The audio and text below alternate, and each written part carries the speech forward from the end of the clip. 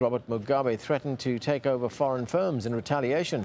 He also called for a boycott of overseas goods. The European Union and the United States had earlier imposed a travel ban on Mugabe and his supporters over human rights abuses. Microfinancier Mohammed Yunus says he will fight the decision to sack him as head of the Grameen Bank.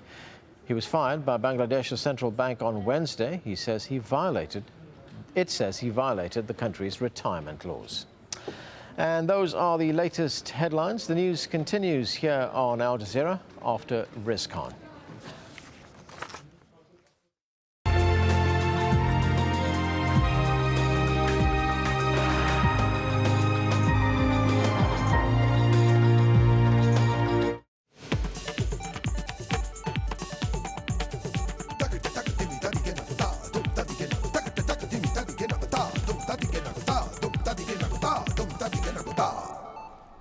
Hello and welcome. Why is rape still being used as a weapon of war in the Democratic Republic of Congo in spite of peace deals between the government and militia groups?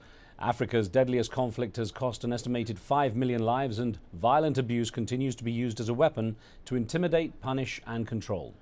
The DRC's military court found a commanding officer and 8 of his men guilty of committing numerous rapes in a town earlier this year, a decision marking the first time any high-ranking commander has been held accountable for such crimes.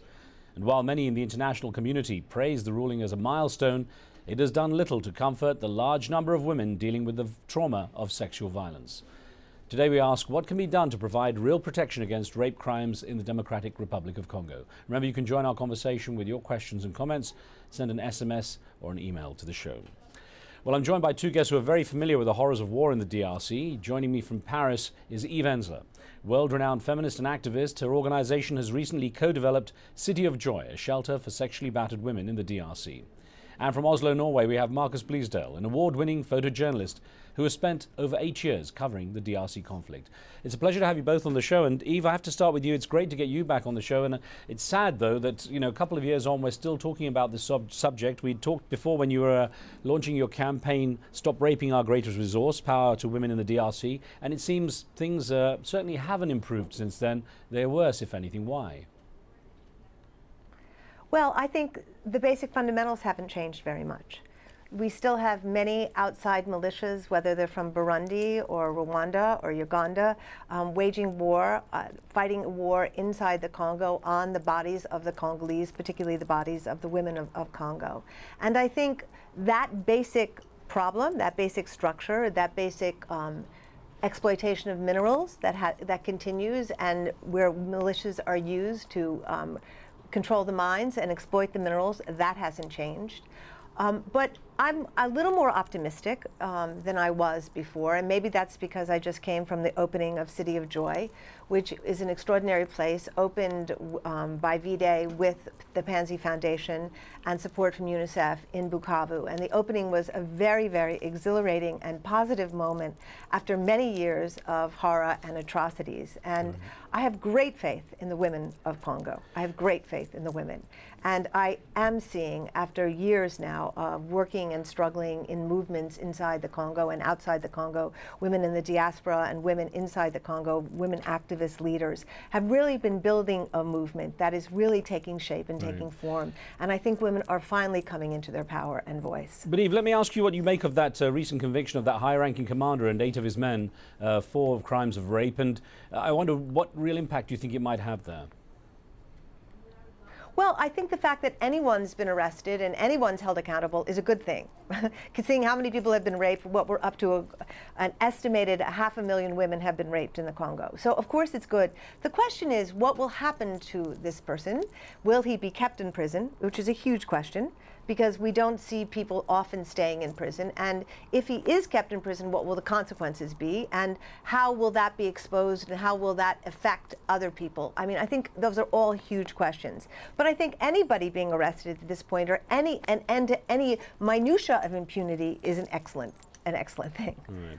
Marcus Bleasdale, you've won numerous awards for your work around the world, and I know you've spent about 8 years working in the DRC and have seen up front the horrors taking place there. What do you think is different about the way this particular conflict is being conducted? Well, I think there are several reasons why this particular conflict is enduring in the way that it has. Is that most of the conflict is happening in regions that are inaccessible. There's an international kind of lethargy in the way that they have been dealing with the problem, and the overall pressure on the Congolese government to have any effective control over their troops in the areas where the conflict is manifesting itself is also a major problem. So there are many factors that make this conflict endure in the way that it has. Well, let me ask you to answer an email question we got here, Marcus, that came in from a viewer by the name of Kasi Chipoka, who suggests a course of action.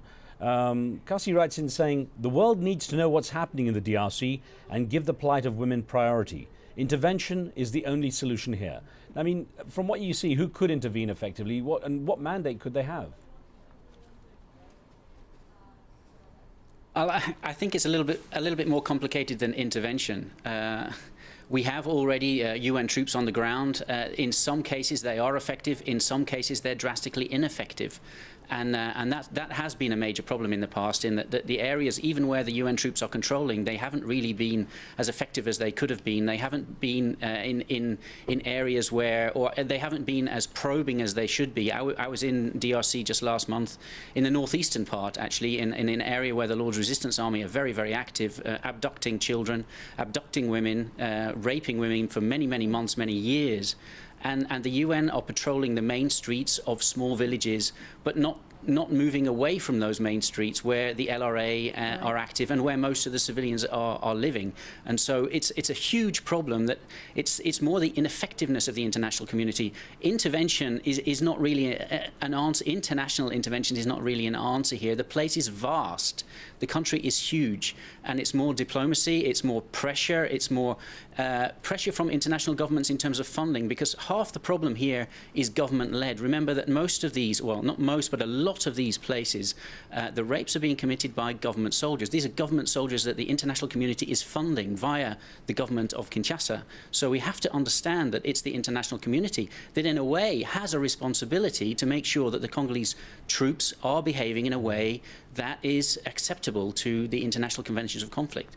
Now, Yves Ensler, getting back to you, I know your passion for taking action has come from your own personal abuse through your life, and you're very passionate about making sure that this is highlighted and dealt with. I wonder to what degree your own experiences have helped these women that you deal with at the City of Joy to open up, because of course it's such a stigma what they've been through in that society. And I wonder how much it helps in terms of how you can get to relate to them and get them to open up about their experiences.